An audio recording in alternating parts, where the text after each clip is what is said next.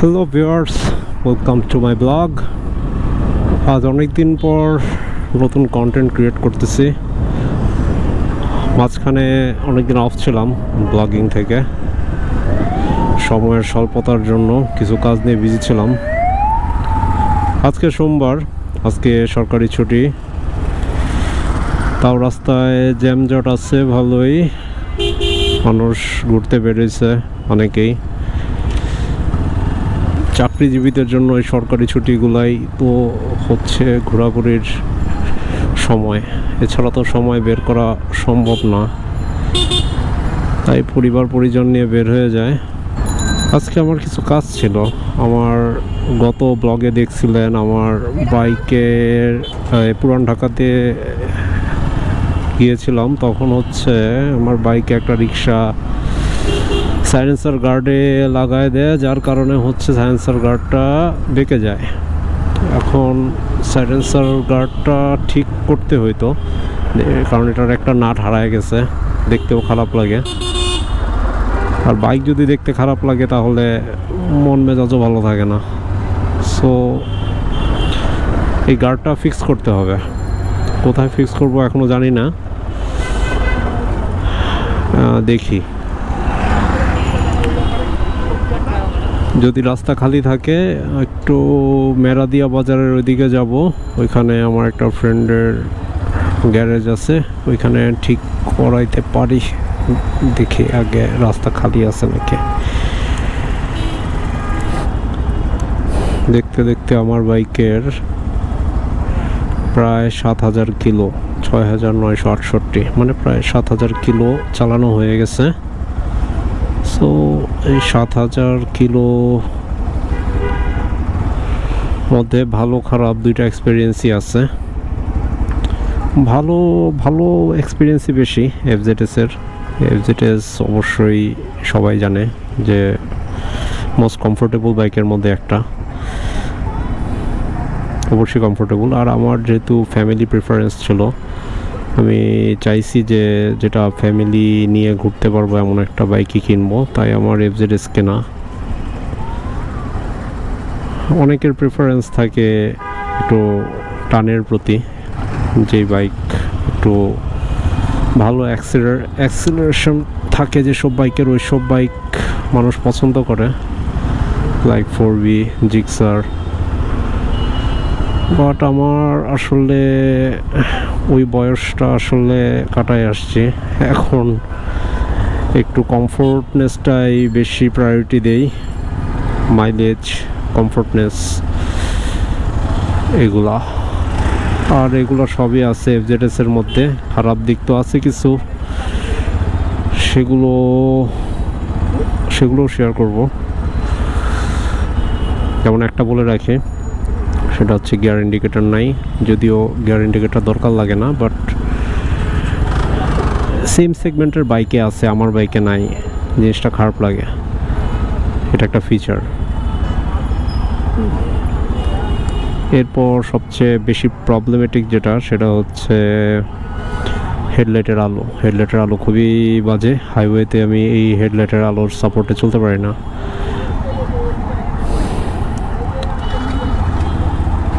এটা হচ্ছে আর একটা খারাপ দিক। আর টার্ন যেটা আছে এটা চলে, একটু মেনটেন করে চালাইলে চালানো যায়। একটু গিয়ার ডাউন শিফটিং করে ওভারটেক করা যায়, যদি হাইওয়েতে ওভারটেক করতে হয় ওটা মেনটেন করা যায়। ওটা আমার পার্সোনালি আমার কাছে কোনো সমস্যা মনে হয় না। এত গতি আমার দরকার নেই, বাংলাদেশের রাস্তায় চালাই, যা আছে যথেষ্ট।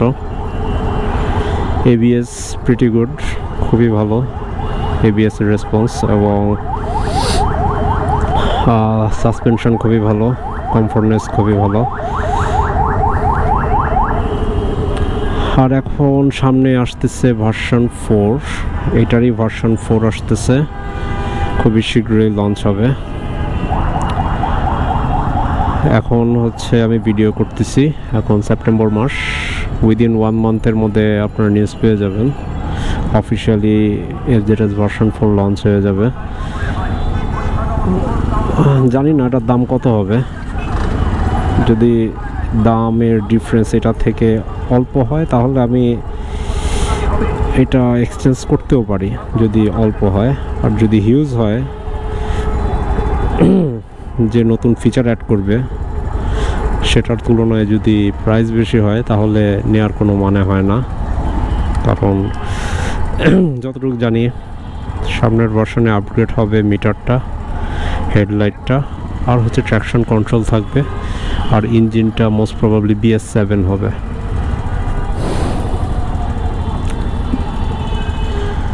আর মিটার যেটা দিবে ওইটা MT-15 এর মিটার, বাট গিয়ার ইন্ডিকেটর থাকবে না ওইটাতেও, জাস্ট লুকটা চেঞ্জ হবে।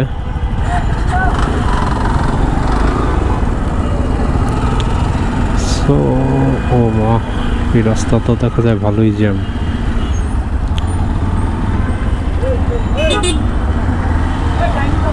আমি তো যেতে চেয়েছিলাম ডান পাশে, এই রোড পুরা ব্লক।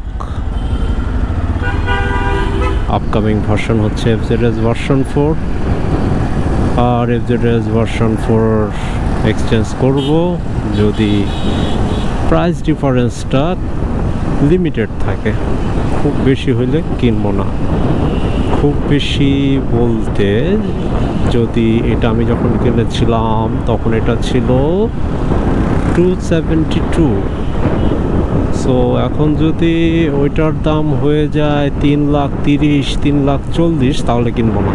বাট 3,10,000 যদি হয়, 3,10 হলে কেনা যায়। দেখি কেমন হয় প্রাইস। কজ এই কয়েকটা ফিচারের জন্য আমার দরকার নাই, আসলে ট্র্যাকশন কন্ট্রোল আমার দরকার নেই। আমার ABS আছে, এটা যথেষ্ট। মিটার যেটা আছে চলতেছে। আমার যদি মিটারের মধ্যে গিয়ার ইন্ডিকেটর দিত আমি সন্তুষ্ট থাকতাম। গিয়ার ইন্ডিকেটর আমার লাগে তা না, বাট আমার মানে ইচ্ছা হইতো যে ঠিক আছে, ওরা ফুললি MT-15 এর একটা মিটারই পাইছি, বলতেছে MT-15 এর মিটার, বাট আসলে না। এই গিয়ার ইন্ডিকেটর দেয় নাই। ওই দিলে কি সমস্যা আমি জানি না। বিজনেস পলিসি আছে অবশ্যই, যার কারণে এইসব করে মনে হয়। যাই হোক,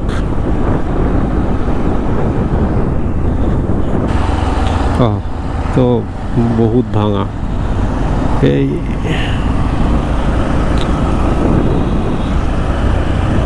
খুব সুন্দর, বাট এই হাতে ছিল রাস্তাগুলোও এই ভেঙে যেতেছে। FZS এর আসলে 6,000 কিলোতে আর রিভিউ ভিডিও ওইভাবে বানানোর কিছু নাই, সবাই জানে।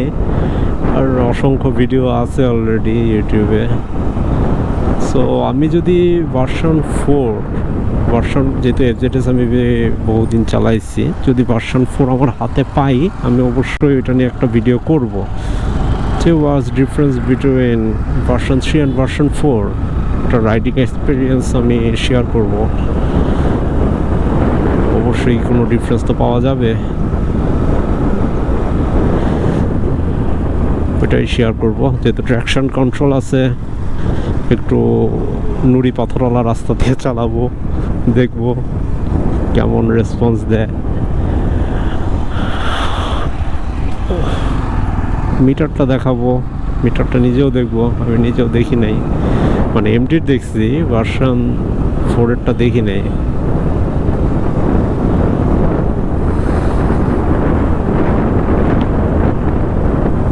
আশা করি ভালো হবে। BS7 ইঞ্জিন আমি যতটুকু শুনছি আর কি, শোনা কথাই বলতেছি, BS7 ইঞ্জিন দিবে। ওইটা দিয়েও কেমন হবে আমি জানি না। তো ইচ্ছা আছে যে 0 to 60 টেস্ট দিব, এটারও টেস্ট দিব, ভার্সন 4-এরও টেস্ট দিব।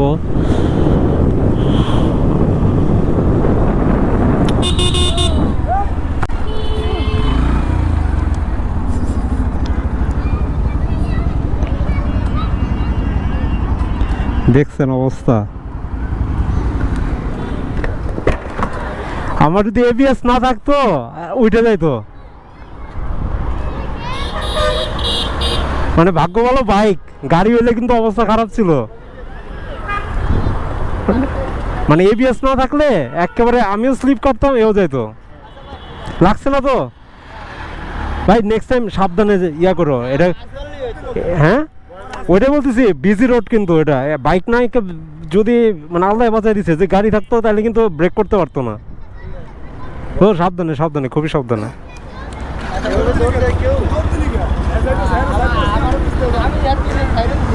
থাক বাচ্চা তো, নেক্সট টাইম সাবধানে ভাই, সাবধানে থাকবো।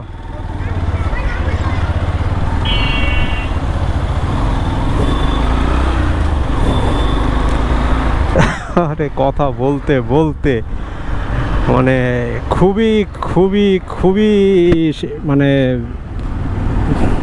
সাংঘাতিক অ্যাক্সিডেন্ট হইতে পারতো এটা। আর ছোট বাচ্চারা এই হাতির ঝিলে দৌড়াদৌড়ি করে, সাথে কোনো গার্জিয়ান না থাকলে আসলে এগুলা খুবই টাফ ট্যাকেল দেওয়া।